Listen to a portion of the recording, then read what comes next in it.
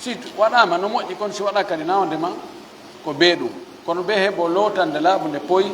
taw e ndiyan laaɓu ɗan poyi taw ɗan jilla e kafuro ɗan jilla e sidiri o wa billahi tawfiq.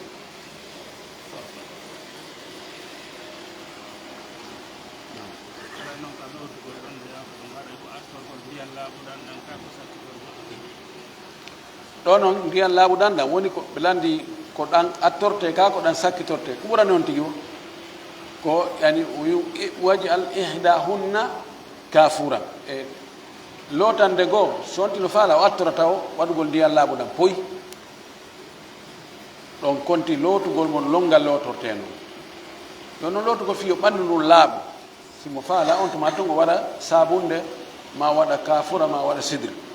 yani sakkitira nan moƴƴi waɗe kafura simo faala o atta lotande aranere nden o waɗa nden ɗon ara ko nden ɗon sabunde nden woni e muɗum ma sidire woni e muɗum o watta noon lotande ɗimmere nden nden ɗon ara ko ndiyan laaɓuɗan poyi tammere nden on tigi waɗa kafura e muɗum laaɗama kanno sonna ɓen igsilnaha salathan aw khamsan aw akthar in ra'aytunna dhalik lootemo laabi tati ma laabi jowi ma ko ɓuri ɗum si tawi kono yiiru ɗon e lootande goo ɗo yo waɗe ara sidrino toon sino woodi sina ɗum waɗe kafra lon to muɗum wa billahi tawfiq.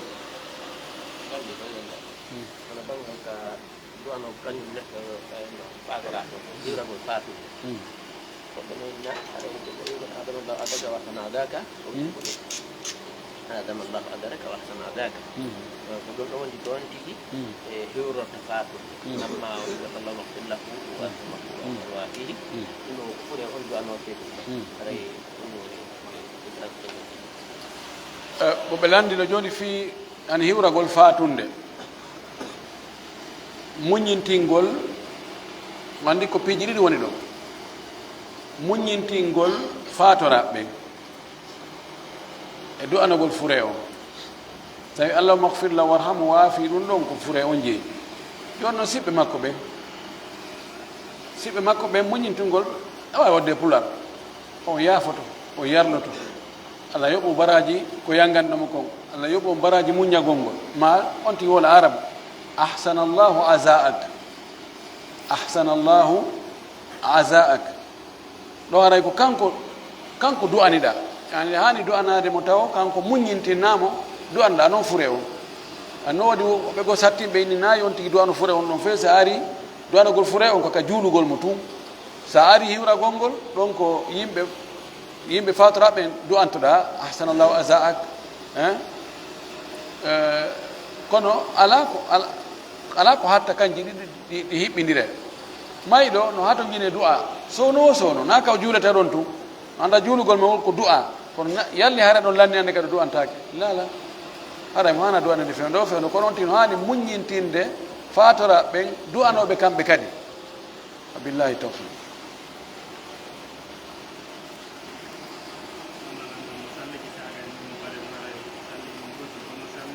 na mema ɓeɗo landi o si tawi salligagol mema bareeru ɗum no bonna salligi la bonnata salligi hay e konngol wi'uɓe bareeru no soɓi e jumhur en no yaade wonde bareeru ko soɓu ɗum ɗum woni madhab imam ahmad imam shafii abou hanifa nde bareeru koko soɓi ɓay nelaɗo maki sallllahu alih w sallam batte mayri on hibben lawƴe miranku laabi jeɗɗi ɓenni ko ɓayi tawde nde soɓi ko ɗon si batte mayri on hibba loota kadi saƴƴita imam malik wi bareeru soɓa konko wiyaɗon yo hibbe yo saƴƴite wona saabu soɓugol siko soɓe num wiyatanoke won laabi jeɗɗi no anda soɓeji mawɗi ɗin ko naɓete ka hurgo kon ko wiya tan ko yonti lootu sa looti nde wotere laaɓi lanni sa wiyama laabi jeɗɗi ko tawde ɗum ɗo ko saabu maccin ɗinnugol en tum o naafi wonde no soɓi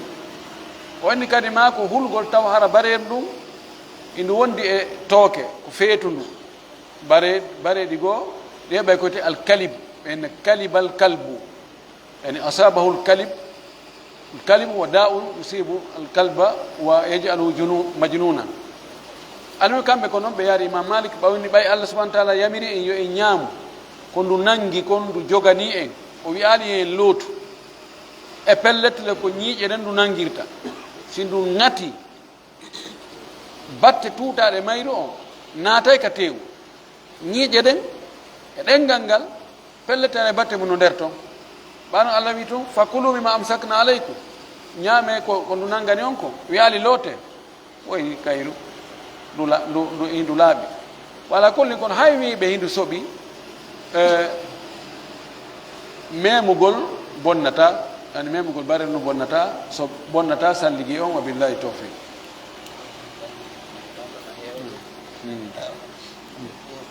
si kawtal jo neɗɗo ɓen wino piiru ko inni no hoytino hokkino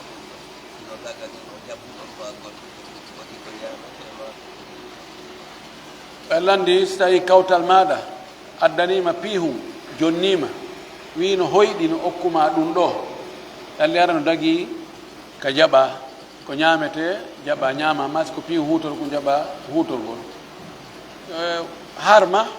kono na ko hani yeytomo taw o waɗi sadaka saabu koyɗol nelaɗo men sallllahu alayhi wa alihi wa sallam o firi koyɗi o hoyɗi o firi koyɗi ɗin kono o waɗiraɗi sadaka firi mi yaali kadi ka o wi goɗɗo goo yon tigui so on tigui hoyɗi no waɗi sadaka yo ittu sadaka kono noon sa hoyɗi ko moƴƴi joni a hoyɗiɗa juula maɗa hoyɗi ya hajjoya a hoyɗi hiɗa hoora ɓayɗum ɗo koko yamira asasan si tawi hiɗa welsindino wakkilo yeltito e mum tawi hara welsindaki continue no wonirɗa ɗon noon ko noon woni komi ande mum wa billahi tawfiq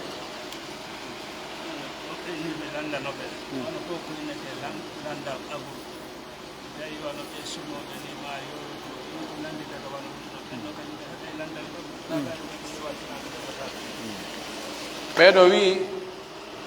woɓɓe no landi ene ko wiyete ko landal qabru malaika ɓen aray ɓe joɗɗinamo ɓe landomo man rabbuka wa ma dinuka maza taqulu fi hada rajuli est ce que ɓe yolotoɓe ma ɓe sumoɓe ma ɓe ɓe kulle ɗe ñaama lanna fes ƴakka tewo ƴakka mbuso ko ƴakka fof ɓe kadi heɓay ɗum ɓe heɓay ɗum ɓay landal qabru qabru wona on asa tum on tigi ira nder ɗon qabru ko kala ka neɗɗo ɓaawo o maayigo ruuhu on ka yahata ɗum no wawi hara ruuhu on e ɓanndu ɗum woni no gasa hara ruuhu on tum ɓanndu ɗum alaa ɗon tawi ko ñaama ɗum ko hon ɗum anndeten ko woni ka barzakh hayatu barzakhiya gurdam barzakh ɗan gurdam ɓorde ka neɗɗo o maayi heɓi ɗo immintinede ɗon wiyete hayatu barzakhiya ko woni toon ko no wuuriɗen no ngaka aduna ga na gootu comparata ko few few few toon ko alhaali goɗɗo goo siko enen ga en wiyay on tiɓay o yoolike ma o sumi ɓanndu ala hannde kadi ma kulle ñaami ko no ɗum anata kono toon ko alhaali goɗɗo goo ko gurdam goɗɗum goɗɗam goo koye gomɗin ɗum pellet ɓaynaɗo maaki ko pelletti ɗum ko goonga wa billahi tawfiq landal ngal ɗo tun joni en fana on heewi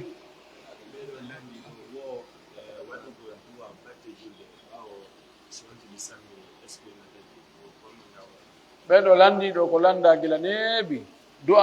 du'agol batte julde du'a batte julde siko du'agol jama tawana goɗɗo tori en du'a ko ka salmina o inne awa alaji kaari waɗane en ɗon ko wowi kon sa ceerno kaari waɗa ɗon ko wowi kon ani kala ka salmina du'ete kala ka salmina du'ete ɗum ɗo yimɓe sunna ɓen no wi ɗum ɗo ko bidia ala no fewnelaaɗo e tan wawno wonde ko tawata c'est possible nelaaɗo waɗa ɗum ko possible nelaaɗo waɗa nelaaɗo waɗaali haray en hana wadde par ce que nelaaɗo hono wiide yimɓe ɓe yoɓe du'o du'e o wi aboubacary du'anen ɗo ma omar du'anen ma kanko tigo du'o kono fillaka par ce que ɗe en ɓurɓe yiɗugol du'agol ma andugol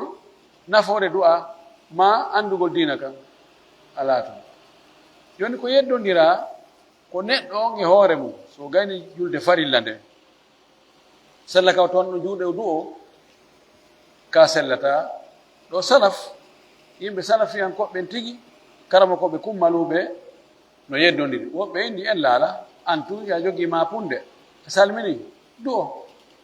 woɓɓe inni o hay ɗum tabitali e sahabaɓe tabitali e nelaaɗo sallllahu alih wa sallam ko honno ɓuri moƴƴude ko du'agol hakkude noddinan ɗum e darnan ɗum ko ɗon woni place du'a ɗalmaki du'a ko on tigi du'i kon hakkude noddinandu e darnandu on ɗon du'a ruttatake ko ɗon ɓuri moƴƴude edi on tigi salmingol ɗo du'a bal sa salmini o bagueto salati ko watta adkar dobru salawat ko du'a no ɗon ɗo no gayni ko ɓay to en anda ko ɗum firi sina ɗum hay hunde ko ɓeydanɗa ɗon ala wa akhiru da'wana an alhamdulillahi rabbil alamin wa sallallahu wa sallam wa baraka ala nabiyhi